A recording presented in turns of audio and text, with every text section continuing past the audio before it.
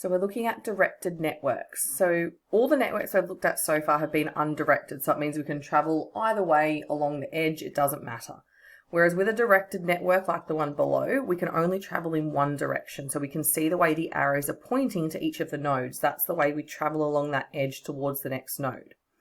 So this directed network shows one approach to completing a research assessment task. So we can see we have the start. We can go to A, B, or C. So A, what do I have to research? B, how do I have to present it? And C, when does it have to be handed in?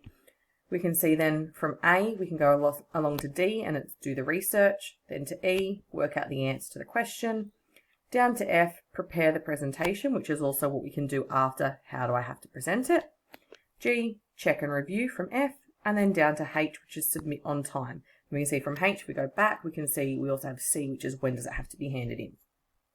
So what we're trying to do in this example is we need to use this network diagram to then complete this activity table. So the prerequisite means what has to be done before I can do the next thing. Okay, so if we look here at the start, okay, there's nothing I need to do before that because that's the start of the assessment. Before A, I have start.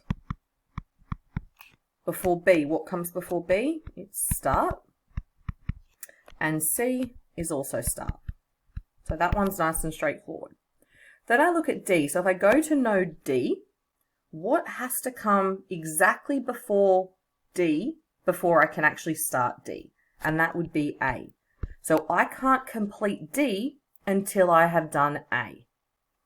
Then I go to E. What has to be done exactly before E that I have to have done? So if I go to E, the node directly in front or behind it, the thing that is a prerequisite is D. For F, what has to be done before I prepare this presentation? Well, I can see here I have two edges coming towards F. So that means I have to do B and I have to do E. So it's B and E. G, what has to be done before G? What is exactly before G? It's just F, because I know that if I've done F, that means I've done E, D, A, and I have done B. And for H, what is exactly before H? Well, from H, I have two edges. So I have C and I have G. So that is just reading from that network and writing down what comes exactly before the one it's asking you about.